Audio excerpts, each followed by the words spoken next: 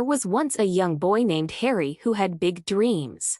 He was driven by a desire to pluck the elusive fruits dangling from a mystical, invisible tree. He sought counsel from every person he encountered, hoping for guidance on how to seize just one of these tantalizing treasures. With a heart full of determination, little Harry embarked on an exciting adventure to reach for the magical floating fruits. Not sure where to begin, he cheerfully approached each person he met, hoping they could share the secret of plucking just one fruit from the sky. With hearty laughter, the first man he approached dismissed his ambition as folly. "Ha ha ha ha! You must be mad to think you can capture that fruit. It's an impossibility. Such a ruse traps only fools." The next man was solemn. "God has placed it high, far beyond our reach, so that man may revere and admire it, but never possess it." A third man, filled with intensity, exclaimed, "Blasphemy! Satan's deceit entraps you. Do you not comprehend that merely gazing upon it is a sin? It's akin to the serpent's deception of Adam.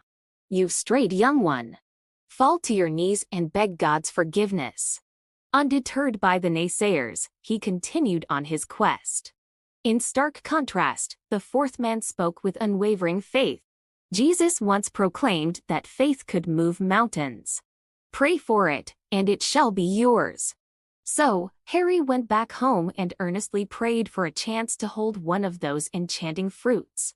As days turned into weeks, weeks into months, and even years passed without his wish coming true, Harry realized he needed a new plan. He resolved to seek guidance from the wisest, most knowledgeable, and successful individuals he could find. One businessman offered a pragmatic solution. "You'll need to erect a towering structure, reaching high enough to grasp the fruit. It's the only path, albeit one rarely traveled. Many have attempted and faltered." Without losing hope, he returns to school to learn how to successfully build a tower high enough to reach the forbidden fruit. He will need tools and equipment to build this impossible structure. "There are materials and tools to aid your endeavor," said the field professional. "I can sell you what you need. But you will need money, lots of it." Discouraged, he sits quietly to drown his sorrows at a local bar when a drunk man offers his input. "You will need investors."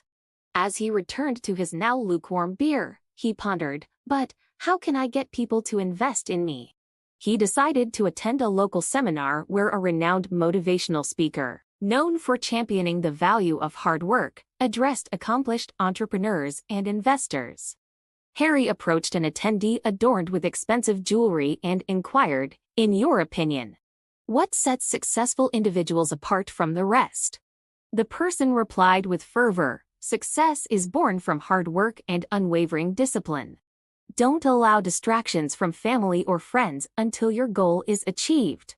Let your objective consume you completely, and it will inevitably materialize." Harry worked hard day and night. He devoted his time to nothing and no one other than his pursuit. Even when he sought for company of friends and family, he did so with the intention to benefit from the meeting in his end of hour. Harry talked tirelessly with anyone who would listen or was too polite to turn him away. Neighbors, strangers, friends and family, but it was of no use. His prospects either lacked the finances, vision, or denied him for his own inexperience. For the next 2 years, Harry tried to raise funds for this mission impossible. He lost meaningful friends, job opportunities, travel and adventure, everything in pursuit of this one dream. He became lonely, angry, jealous, and resentful. This quest took everything from him, including his inner joy and peace. He runs into an old friend on day and fills him in on his life situation. Meditation and visualization are key. Manifest your desire through the law of attraction.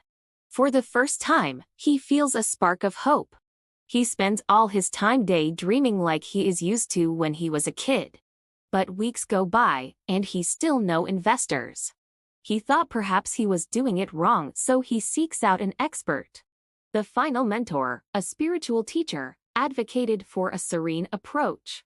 "Relax and let go. Assume that you already possess it, and it shall become yours.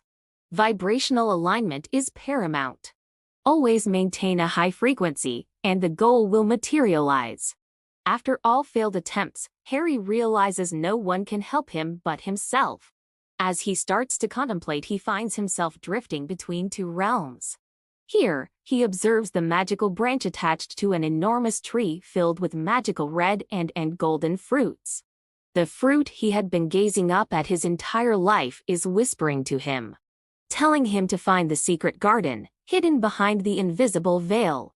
When he awakens, he realizes the sought-after fruit was nothing more than a diversion ruse, masking the limitless wealth veiled behind the unseen barrier. The gateway through this barrier was open to all who dared to pursue it. Now, Harry's quest was no longer the floating fruit but rather a search for this mystical garden that pulls at the strings of his heart. Harry suddenly started to see things he had never seen before, leading him to places he had never been before, hearing messages he never heard before, leaving him with clues. The pursuit for that one forbidden fruit once brought him only failure, loneliness, and despair. But now, his life is a thrilling adventure, full of abundance and treasure hunting. Treasures awaiting discovery, hidden just for him.